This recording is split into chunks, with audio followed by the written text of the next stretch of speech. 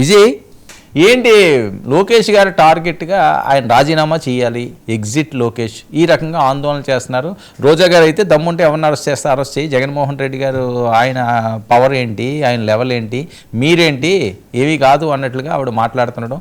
మా దగ్గర ఒక ఇద్దరు చాలు మిమ్మల్ని ఆపడానికి, జగన్మోహన్ రెడ్డి గారే రావాలా అని చెప్పి ఆవిడ మాట్లాడారు. రోజా గారు ఓ పక్క మళ్ళీ రోజా ఈజ్ బ్యాక్ అంటూ అదొక అడవుడు నడుస్తున్నది. ఆవిడకి ఆడదాం ఆంధ్రాలో 31వ తారీఖుని హాజరు కామని ఇచ్చారట. మరి ఈ టైంలో ఈవిడ ఎంత స్పీడ్గా మాట్లాడుతున్నారంటే అక్కడ ఏం తప్పులు జరగలేదా? లోకేష్ గారు టార్గెట్గా రాజీనామా చేయమన్న డిమాండ్ వైఎస్ఆర్సీపీ తీసుకురావడం, దీని మీద ఆందోళన చేయడం, ధర్నాలు చేయడం. సార్, ముందుగా మీకు ప్యానెల్ సభ్యులు, ప్రేక్షకులందరికీ కూడా నమస్కారం అండి. సార్, ఇప్పుడు డిఎస్సి నోటిఫికేషను, ఉద్యోగ ప్రక్రియ ఇవన్నీ కూడా ఆల్రెడీ అన్ని ప్రక్రియలు, అన్ని కోర్టు ఇబ్బందులు అన్నీ దాటుకొని ఆల్రెడీ ఉద్యోగాలు కూడా చేసుకుంటూ ఉన్న సందర్భంలో సడన్గా ఒకరోజు నైట్ వాళ్ళకి ఏదో కల వచ్చి ఆ కళను సాకారం చేసుకోవాలనేటువంటి ఉద్దేశంతో ఒక నిందన వేయడం స్టార్ట్ చేశారు. నేను వీటి గురించి ఇంత డిస్కషన్ జరుగుతుందండి. ఒకటే స్ట్రైట్గా మా నాయకుడు లోకేష్ గారు క్లియర్ కట్గా మీ సాక్షి ఛానల్లో అయినా లేదా మీరు ఎక్కడ చెప్పినా సరే స్ట్రైట్గా నేనే వచ్చి, అంటే కన్సర్న్ మంత్రిగా దానికి సంబంధించి నా పైన మీరు ఆరోపణలు చేస్తున్నారు కాబట్టి నేనే వస్తా, జగన్మోహన్ రెడ్డి గారిని స్వయంగా రమ్మనండి, ఆయనకి వాస్తవాలు ఏంటి అనేటువంటిది, ఎక్కడ తప్పు జరిగినా ఏదన్నా మీ దృష్టిలో ఏమన్నా ఉన్నా ఏదున్నా దానిపైన ప్రతి అంశం పైన ఓపెన్గా డిబేట్ చేసి దానికి సంబంధించినటువంటి మీ అనుమానాలు నివృత్తి చేయటమే కాకుండా ఎంత పారదర్శకంగా చేశాము, వాటికి సంబంధించినటువంటి ఏ విధమైనటువంటి డిబేట్కైనా నేను సిద్ధంగా ఉన్నాను. జగన్మోహన్ రెడ్డి గారిని రమ్మని పిలిచారు. రమ్మని పిలిస్తే ఎందుకని జగన్మోహన్ రెడ్డి గారు వెళ్ళరు అంటే, ఇప్పుడు జగన్మోహన్ రెడ్డి గారు వెళ్ళటానికి ఏంటి, వారు చెప్పలేరనా సమాధానం? అంటే లోకేష్ గారిని ఫేస్ చేయలేకనా ఏంటి? రీజన్ ఉండాలి కదా, నేను పలానా దానికి వెళ్ళను అని. లేదు నేను పెద్ద మాజీ ముఖ్యమంత్రిని కాబట్టి నేను వెళ్ళలేను అంటారా? అంటే వాళ్ళ ఒక రీజన్ కావాలా. వాస్తవం ఏంటంటే ఈ డిఎస్సి అనేటువంటిది చాలా పారదర్శకంగా చేశాము. దాంట్లో ఎటువంటి ఇబ్బందిలో వీళ్ళు అన్ని కోర్టు ప్రయత్నాలు చేశారు. కోర్టులో కూడా ఎక్కడా కూడా వీళ్ళు చేసేటువంటి ఆరోపణల పైన కోర్టు వాళ్ళకు అనుకూలంగా ఏ విధమైనటువంటి నిర్ణయాలు రాలేదు. ఇవన్నీ కాకుండా ప్రధానమైనటువంటి ఎజెండా ఏంటంటే, వాళ్ళ 5 సంవత్సరాల పరిపాలనలో ఒక్క డిఎస్సి ఉద్యోగ నోటిఫికేషన్ కూడా ఇవ్వకుండా, వాటిని భర్తీ చేయకుండా ప్రజల్లో పలచనైపోయారు. ఇక ఈ లోకేష్ గారు ఈ విధంగా డిఎస్సి నోటిఫికేషన్ కంటిన్యూస్గా ఇస్తామని చెప్తా ఉన్నారు, నోటిఫికేషన్స్ ఇస్తూ ఉన్నారు. అవి జనరల్గా డిఎస్సి నోటిఫికేషన్ కోర్టు వివాదాల్లో చిక్కుకొని సంవత్సరాల పాటు అవి పెండింగ్లో ఉండేటువంటి పరిస్థితి నుంచి అన్ని ఇబ్బందులను దాటుకొని వాటిని నోటిఫికేషన్ ఇచ్చిన వెంటనే వాటిని ఇంప్లిమెంటేషన్, వాళ్ళ ఉద్యోగ నియామక పత్రాలు, వాళ్ళు ఉద్యోగం చేసుకోవటం కూడా స్టార్ట్ చేసినటువంటి ఈ మంచి జరుగుతున్నటువంటి ఈ టైంలో దీనిలో ఏదో విధంగా, ఎందుకంటే సహజంగా ఒక ఉద్యోగానికి చాలా మంది రాస్తారు. ఇప్పుడు 16,000 ఉద్యోగాలకి దాదాపు 5 లక్షల మంది రాశారనుకోండి. మీ ఉద్యోగం రాని వాళ్ళందరినీ టార్గెట్ చేసుకొని వాళ్ళందరిలో కూడా ఒక అపనమ్మకాన్ని క్రియేట్ చేసి ఏదో జరగని దాన్ని జరిగింది అనేటువంటి దాంట్లో ఒక మిత్తుని క్రియేట్ చేసి తద్వారా రాజకీయ లబ్ధి పొందుదామనేటువంటి వాళ్ళ ఆలోచన. నువ్వు ఇప్పుడు కన్సర్న్ మంత్రి గారు మిమ్మల్ని రమ్మంటున్నారు, మీరు కనీసం అసెంబ్లీకి కూడా వెళ్ళని సాధారణమైనటువంటి ఎమ్మెల్యేనే, మీరు ఎమ్మెల్యే కూడా కాదు నన్ను అడిగితే. ఎందుకంటే అసెంబ్లీకి వెళ్ళటానికి భయపడేటువంటి మీరు ఎమ్మెల్యేగా ఉండటానికి కూడా అర్హత లేదు. అటువంటి మీరు మా నాయకుడు పిలిస్తే రాకపోవడానికి కారణం ఏంటంటే, వారంతా కూడా గాలి పోగేసి, గాలి నిందలు వేసి, గాలి మాటలు మాట్లాడుతున్నారు. గాలి పార్టీ, గొడ్డల పార్టీ.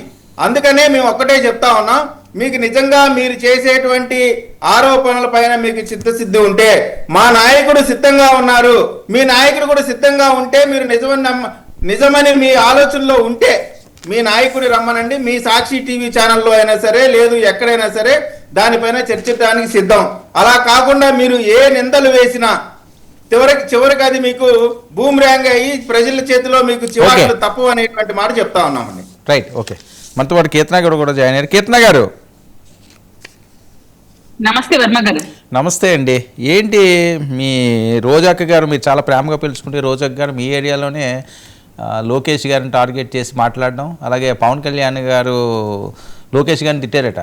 29 కాదు 34 కూడా మనం కలిసి వెళ్తాం, 15 సంవత్సరాలు మన బంధం ఉంటుంది, ఇలాగే మనం ముందుకు సాగుతాము అని. ఏం జరుగుతుంది? ముందుగా మీకు ప్యానెల్లో పెద్దలందరికీ అలాగే 99 వీక్షకులకు నమస్కారం సార్. రోజా గారు ఎక్కడైనా కూడా సమస్య మీద పోరాడుతూ సమస్య కోసం మాట్లాడితే ఎవరు ఆమెను విమర్శించే మాటలేదు చేయరు సార్. ఎంతసేపు వ్యక్తిగత విమర్శలు చేసుకుంటూ సమస్యను సైడ్ ట్రాక్ చేసుకుంటూ ఏ ఇష్యూలో అయినా తను హైలైట్ అవ్వడం కోసం వ్యక్తిగత విమర్శలకు పాల్పడుతూ ఇన్న కూడా మనం చూస్తే అక్కడ మాట్లాడిన మాటలు ప్రతి ఒక్కటి వ్యంగ్యంగా లోకేష్ గారిని దిగజార్చే విధంగా ఎంతసేపు ఏదైనా బుర్జల్లే ప్రయత్నం టీడీపీ మీద కూటమి ప్రభుత్వం మీద చల్లే ప్రయత్నం చూపిస్తుంది. కానీ నిజంగా విద్యార్థులు అక్కడ ఉన్నారా? ఆడ వెనుకున్న ముఖాలను చూస్తే విద్యార్థుల్లా కనిపిస్తున్నారా? ఆ ఏజ్ గ్రూప్ వాళ్ళు ఉన్నారా? లేదు అక్కడ డిఎస్సి ప్రిపేర్ అయిన స్టూడెంట్స్ లాగా కనిపిస్తున్నారా? వాళ్ళ నుంచి ఆయన వాయిస్ ఓవర్ తీసుకొని మాట్లాడారా? ఎంతసేపు వేరే కార్యకర్తల్ని లేదంటే వీళ్ళకి చెంచాగిరి చేసి కొంతమంది తీసుకొని వచ్చేసి రాష్ట్ర రాజకీయాల్లో పెను మార్పు తీసుకొని వస్తున్న జగన్మోహన్ రెడ్డి గారు ఎన్నో నోటిఫికేషన్లు రిలీజ్ చేశారు. వాళ్ళ ప్రభుత్వంలో ఉన్నప్పుడు ఎంతమంది విద్యార్థులకు ఉద్యోగాలు ఇచ్చారు? ఇలాంటి విషయాలపైన మాట్లాడునంటే నిజంగా మేము హర్షించేవాళ్ళం. అలాంటివి ఏమీ లేకుండా జాబ్ క్యాలెండర్ పేరుతో మోసం చేసి వాళ్ళున్న 5 ఏళ్ళు కేవలం వాలంటీర్ ఉద్యోగాలని కాంట్రాక్ట్ బేస్ ఉద్యోగాలని చూపించుకుంటూ ఈ రోజు వచ్చి డిఎస్సి నోటిఫికేషన్ లో జరిగిన తప్పుల్ని అవకతవకల్ని దాన్ని ఎండగడుతూ మాట్లాడితే మళ్ళీ మీ ప్రభుత్వంలో చేసిన దానికి ఏంటి? లోకేష్ గారు పారిపోయారా? లోకేష్ గారు ముందుకు వచ్చి నేను జవాబు చెప్పనంటున్నారా? జగన్మోహన్ రెడ్డి గారికి నిజంగా దమ్ముంటే మేము కూడా ఛాలెంజ్ చేస్తాం. కుటుంబ ప్రభుత్వం నుంచి రండి, వచ్చి ప్రశ్నించండి. ఈ రోజా గారు అయితే ఇక్కడ మాట్లాడుతున్నారు, వాళ్ళ కార్యకర్తలు ఎవరైతే ఇక్కడ వచ్చి మాట్లాడుతున్నారో చెప్పండి. జగన్మోహన్ రెడ్డి గారికి అసెంబ్లీకి వచ్చి క్వశ్చన్ చేయమని చెప్పండి. నోటిఫికేషన్ ఎందుకు మీ ప్రభుత్వంలో రిలీజ్ అయ్యాయి? ఎన్ని రిలీజ్ అయ్యాయి? ఎన్ని మేరకు ఉద్యోగాలు ఇచ్చారు? చెప్పండి. ఎవరు ఏమన్నారు కదండి, విద్యార్థుల పక్కన లేకుంటే ఉద్యోగస్తుల పక్కన మనం మాట్లాడుతున్నట్టు ఒక పోర్ట్రేట్ చేస్తూ మొత్తం మీ కార్యవర్గమే అక్కడ ఉంది. ఎక్కడ విద్యార్థులు కాదు, ఎక్కడ ఉద్యోగస్తులు అక్కడ నిలబడుకుంటున్నారు?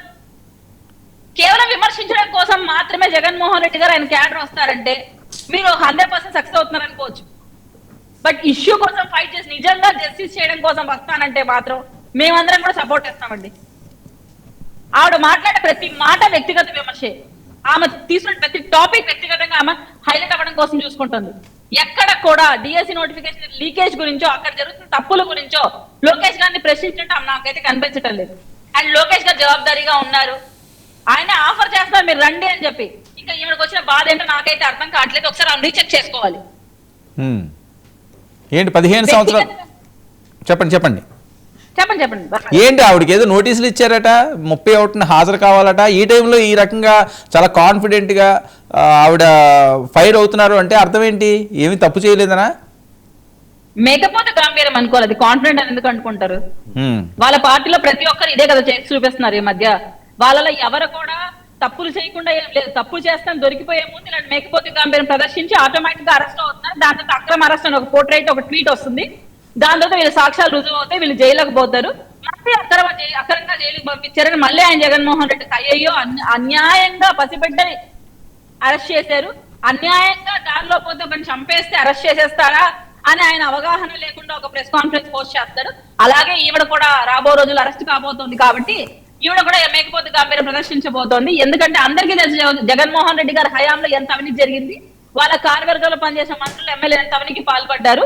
ఇక్కడ ఎవరో కూడా కక్షపూరిత రాజకీయాలు చేయట్లేదు. వాస్తవాలతోనే కేసులు పెడుతున్నారు, వాస్తవాలతోనే విచారణ జరుగుతుంది, వాస్తవాలు జైలుకు పోతున్నారు. దాంట్లో రోజా గారే అతీతం గారు. ఖచ్చితంగా ఈవిడ కూడా ముందు ముసల పండగ, అది మాత్రం గుర్తుపెట్టుకోవాలి. కాదండి, కొన్ని గంటలే కదా హాజరు కావడానికి టైము. ఈ టైంలో ఇలా మాట్లాడుతున్నారంటే కాన్ఫిడెన్స్ అనుకోకూడదా? ఓవర్ కాన్ఫిడెన్స్ అని అనుకోవచ్చు కదా. కాన్ఫిడెన్స్ ఏముందండి? సేమ్ చెవిడ భాస్కర్ రెడ్డి గారు ఇలాగే మాట్లాడారు, గతంలో జోగినేని రమేష్ గారు ఇలాగే మాట్లాడారు, ఇలా సీతారాం గారు అలాగే మాట్లాడారు, అప్పలరాజు వాళ్ళ కొడుకుని కాపాడేటప్పుడు అట్లే మాట్లాడారు. ప్రతి ఒక్కరు ఇలాగే మాట్లాడుతున్నారు. ఎక్కడ వీళ్ళు కంగారు పడిపోయి భయపడిపోయేసి మేము తప్పులు చేసామని యాక్సెప్టెన్స్ ఇప్పుడు తప్పుల్ని కవర్ చేయడం వాళ్ళకి ఒక హ్యాబిచువల్ థింగ్ గా మారిపోయింది. ఫస్ట్ టైం చేసే తప్పు సార్, దాన్ని అలవాటుగా చేసుకుంటూ పోతుంటే దాన్ని ఎలా కవర్ చేయాలని ఆలోచిస్తారు. రోజా గారు కూడా అలాగే దీనికి ఎలా ముందస్తు పెరిగిపోవాలి, ఒకవేళ మనకేం సిచ్యువేషన్స్ తారుమారైతే మనం ఎలాంటి మాటలు మాట్లాడాలి. ముందుగా మనమైతే గంగతో రాంబాబు సినిమాలో బ్రహ్మానందం గారు ఒక వ్యక్తి బతికుంటే ఎలా, చనిపోతే ఎలా అని ముందే ఒక ఏవిని ప్రివెంట్ చేసుకుని మాట్లాడతాడు. సేమ్ రోజా గారు అలాగే ఉన్నారు. ఇప్పుడు ఆ మేకపోతే గాంభీర్యం ప్రదర్శిస్తుంది. రేపు 30వ తేదీ తారుమారై ఆమె చేసుకోవాల్సి వస్తే ఆ మాట ఎలా ఉంటుందో ముందే చూసుకోండి. ఇది అక్రమంగా అరెస్ట్. కుటుంబ ప్రభుత్వం మీద నిజంగానే తీవ్ర వ్యక్తిగత ప్రజల్లో ఉంది, మమ్మల్ని అన్యాయంగా అరెస్ట్ చేశారు, అక్రమంగా అరెస్ట్ చేస్తే ఈమె ఒక స్లోగన్ ఇచ్చేసి వెళ్ళిపోతుంది. So wait and see. Right, okay. Vasundhara Reddy గారు ఏంటి లోకేష్ గారి టార్గెట్ ఏంటి? కాక్రోచ్ పార్టీ ముందే జరిగిన అంశాలు ఇవి. సో డిఎస్సికి సంబంధించి చేస్తే మొదటి నుంచి చేయాలి, కానీ ఇప్పుడు కాక్రోచ్ పార్టీ వల్ల ఏదో సక్సెస్ అయ్యింది, ధర్మేంద్ర ప్రధాన్ రాజీనామా చేశాడు, ఒక ఊపు వచ్చింది, ఆ ఊపును మనం ఇక్కడ లోకేష్ గారి మీద ప్రయోగిద్దాం అనే ఆలోచనతో ఏమైనా చేశారా? ఇంత లేటుగా అయిందండి.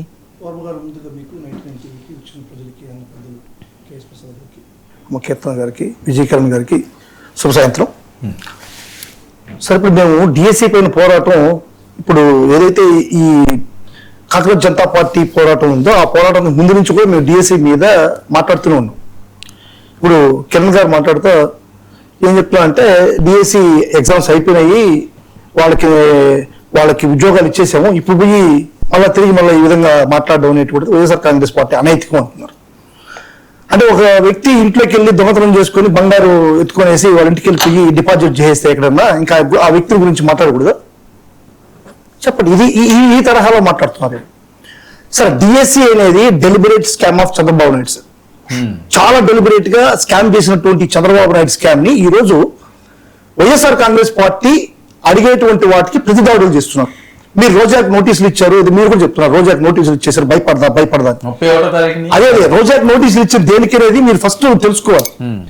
ఏబిఎన్ ప్రతులను దగ్ధం చేశారని చెప్పి కరుణాకర్ రెడ్డి గారికి, రోజా గారికి నోటీసులు ఇచ్చారు 30వ తేదీ హాజరు కమ్మని. దాంట్లో నైతికత ఏందనేది కూడా మనం మాట్లాడాలి. ఏబిఎన్ ప్రతులు దగ్ధం చేసిన దానికి ఎందుకు దగ్ధం చేశారనేటువంటి నైతికత కూడా మనం మాట్లాడుకోవాల్సిన అవసరం ఉంది. సమయం కాదు కాబట్టి చెప్పండి, అందరికీ తెలుసు, ఆంధ్ర రాష్ట్రంలో ఉన్న ప్రజలందరికీ తెలుసు. ఇంకొక విషయం, డిఎస్సీని గురించి చెప్తున్నారు. ఇప్పుడు డిఎస్సీలో 16,000 ఉద్యోగాలు ఇచ్చేశారు. జగన్మోహన్ రెడ్డి గారు అసలు డిఎస్సీనే ఇవ్వలేదు, అసలు ఉద్యోగాలే ఇవ్వలేదు జగన్మోహన్ రెడ్డి, అసలు ఉద్యోగాలు అంటే తెలియదు జగన్మోహన్ రెడ్డికి అనేటువంటి మాదిరిగా కీర్తన గారు చెప్తా ఉన్నారు. అసలు డిఎస్సీని గురించి ఫస్ట్ జగన్మోహన్ రెడ్డి చేసినటువంటి డిఎస్సీలో విధానాలు చెప్తే, డిఎస్సీ 1998లో 4,534 పోస్టులు డిఎస్సీ పోస్టులు కండక్ట్ చేసి చంద్రబాబు నాయుడు గారే ఆ రోజు దాని పోస్టులు ఉద్యోగాలు ఇవ్వకుండా వదిలేసినటువంటి పరిస్థితి ఆ రోజు.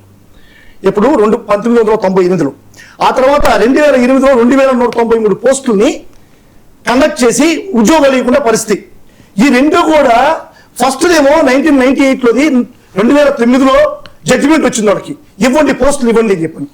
ఇంకోటి ఏమో 2011లో జడ్జిమెంట్ వచ్చింది. ఆ తర్వాత 2014లో చంద్రబాబు నాయుడు ముఖ్యమంత్రి అయ్యారు కదా. ఈ రెండు జడ్జిమెంట్ మనకు ఇప్పుడు ఆయన ఎందుకు ఇవ్వట్లేదని అంటలేదండి, ఇందులో ఏదో జరిగింది. రెండు నిమిషాలు ఉంది సార్, నన్ను అటాక్ చేసి అలాగే ఇప్పుడు దాని వల్ల ఇవ్వలేదని అంటలేదు. రాజీనామా పోస్టులు డిఎస్సీ చేస్తే నేను చెప్పేది ఒకటేనండి, రాజీనామా దేని చేయమంటున్నారు అది మాట్లాడండి, అదే టాపిక్. మళ్ళీ పాతానికి వెళ్తే టైం వేస్ట్. రాజీనామా చేయబడింది సార్. ఇప్పుడు వీళ్ళు ర్యాంకింగ్లు ఇచ్చారు సార్, డిఎస్సీకి ర్యాంకింగ్లు ఇచ్చారు. నంబర్ 1 ర్యాంక్ ఏమో చెప్పండి. Number 1 rank, first number 1 rank Praveen అనేటువంటి వ్యక్తికి ఇచ్చారు. అతను సోషల్ స్టడీస్ లో కృష్ణా డిస్ట్రిక్ట్ లో నంబర్ 1 ర్యాంక్ వచ్చింది. అదే వ్యక్తికి జోన్ 2లో తెలుగులో 6వ ర్యాంక్ వచ్చింది. కానీ ఈ సోషల్ స్టడీస్ లో ర్యాంక్ 1 ని కట్ చేసి మళ్ళీ సెకండ్ ర్యాంక్ రీర్యాంక్ చేసేటప్పుడు ర్యాంక్ 1 లేదు, ర్యాంక్ 2 నుంచి ర్యాంకింగ్ ఇచ్చారు.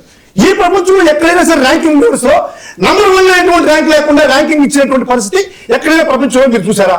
అంటే ఈ చంద్రబాబు నాయుడు, ఈ deliberate scam of Chandrababu Naidu దీంట్లో మాత్రమే వాళ్ళు ఆల్రెడీ ఉద్యోగాలు చేసుకుంటున్నారని చెప్తున్నాడు. ఉద్యోగం అదే సార్, దొంగ ఇంటికి ఎత్తుకెళ్ళిపోయి బంగారాన్ని మార్చేసి వేరే వర్కంతా ఇచ్చేసి అంత సెటిల్ చేసుకుంటే ఇంకా దొంగ కదా? దొంగ కదా చెప్పండి. ఇప్పుడు ఇది అదే సార్, ఫస్ట్ నన్ను మాట్లాడండి. ఇప్పుడు ప్రవీణ్ అనేటువంటి వ్యక్తికి ఎందుకు మీరు ఉద్యోగం ఇవ్వలేదు? ఫస్ట్ ర్యాంక్ వచ్చాడు కదా, 6th ర్యాంక్ వచ్చాడు కదా, దాని మీద మీ ఆందోళన ఎందుకు ఇవ్వలేదంటే పరీక్షా పత్రం అలా లీక్ అయింది. ఇక్కడ లీకేజ్ ఇప్పుడు ప్రవీణ్ కి ఉద్యోగం ఇవ్వలేదని మీరు ఆందోళన చేస్తారు. ప్రవీణ్ ఉద్యోగం కదా సార్, ఫస్ట్ ర్యాంక్ వచ్చిన వ్యక్తికి ఉద్యోగం ఏంటంటే కారణం ఏంటంటే అదే మీ ఆందోళన కారణం అంటున్నాను నేను. అదే కదా కారణం, అదే సార్ దాని కారణం చెప్తున్నా నేను. ఎందుకు ఇవ్వలేదంటే పరీక్షా పత్రాన్ని అతనే అప్లోడ్ చేశాడు కాబట్టి, అతను అవుట్ సోర్సింగ్ ఉద్యోగి అతనే అప్లోడ్ చేశాడు కాబట్టి ఆ పరీక్షా పత్రం అతను చేతికి వచ్చింది కాబట్టి లీక్ అయింది. ఇది లీకేజ్ దగ్గరికి వెళ్ళిపోయింది కాబట్టి దానివల్ల ఒక ఎంతమందికి అక్కడ లీక్ అయింది, పేపర్ లీక్ అయింది అనేటువంటిది కూడా చెప్పాల్సిన అవసరం ఉంది.